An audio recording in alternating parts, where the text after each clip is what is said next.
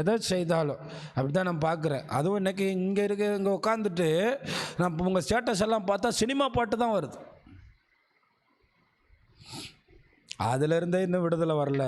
எப்போ நீங்கள் இயேசுவோட இசைய போகிறீங்க? எப்போ நீங்கள் ஆண்டவரோட இசைய போகிறீங்க? இதெல்லாம் குப்பைன்னு தோணாதா உங்களுக்கு?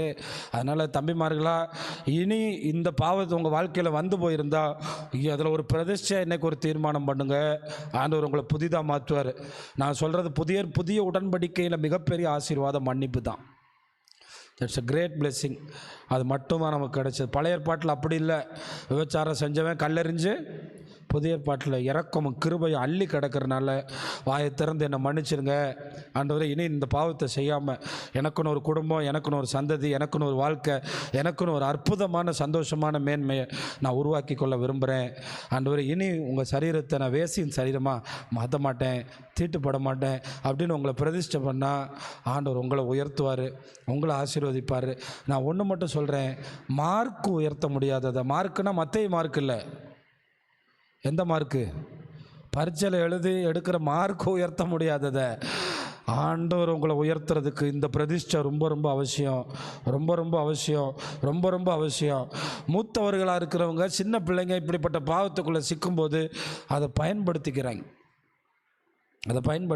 அந்த பிள்ளைங்களுக்கு வெகுளியாக இருக்குமோ அப்படி இன்றைக்கி நிறைய தவறுகள் சபைக்குள்ளே நடக்குது.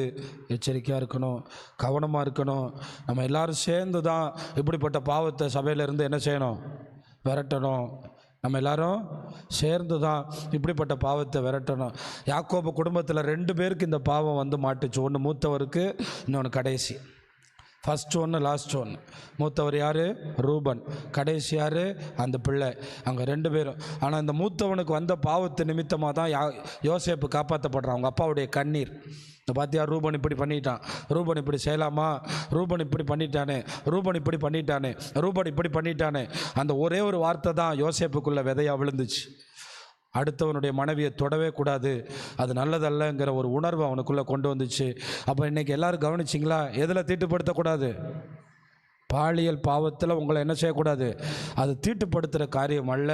அதனால் தீட்டுப்படுத்தாதபடிக்கு உங்களை காத்துக்கொள்ள நீங்கள் ஆண்டவரிடத்தில் கிருபை கேளுங்கள், கர்த்தருடைய ஆவியானவரை கேளுங்கள். இந்த 13-14 கூட்டம்லாம் வருதில்ல, அப்போ ஆண்டவர் என்னை தொடணும், என்னை சந்திக்கணும், அதுக்கு தான் கூட்டம். சும்மா நம்ம ஏதோ நம்மளை உயர்த்துறதுக்கு இல்லை. ஆவியானவர் எங்களை நேரடியாக டச் பண்ணணும், வார்த்தைகள் எங்களுக்கு வரணும். ஆமாம், ஆண்டவர் அபிஷேகிக்கும் போது சிலர் கைத்தட்டுவாங்க, சிலர் அப்படியே கோடி ரூபா கிடைச்ச ஒரு சந்தோஷத்தோடு துள்ளி குதிப்பாங்க சிலர். அதுக்கப்புறம் அந்த ஆவியானவருடைய அந்த பெந்தைக்கோஸ்தே சபை ஒன்றை புரிஞ்சுக்கிறணும். ஆவியானவர்னா ஏதோ வந்து காத்திருப்பு கூட்டத்திலையும் ஆராதனையிலையும் கைத்தட்டிட்டு போகிறவர்னு இசைந்திருப்பது. நான் சொல்கிறேன், பரிசுத்த ஆவியை பெற்றுக்கொள்வது என்றால் என் ஆவியையும் அவர் ஆவியையும் சேர்த்து கட்டி வைப்பது. அப்புறம் எங்கே என் ஆவியோட விருப்பம் வரும்? எல்லாம் அவர் விருப்பம். அவர் பாலியல் பாவம் செய்வாரா? ஏன்னா இப்போ என் ஆவியும் அவர் ஆவியும் என்ன பண்ணியாச்சு? கட்டியாச்சு. இப்போ எனக்குள்ளே இருந்து என்ன வரும்னா அன்பு, சந்தோஷம், சமாதானம், நீடிய பொறுமை, இச்சை அடக்கம், சாந்தம், இந்த மாதிரி காரியங்கள் மட்டும்தான் முளைச்சி வர முடியும்.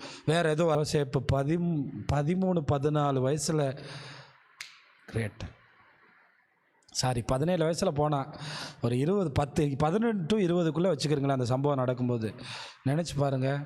அவன் லைஃப்பில் எப்படிப்பட்ட பிரதிஷ்டை இருக்கும்னா, நமக்கு 70 வயசில் இல்லாத தீர்மானத்தில் இருந்திருக்கான்.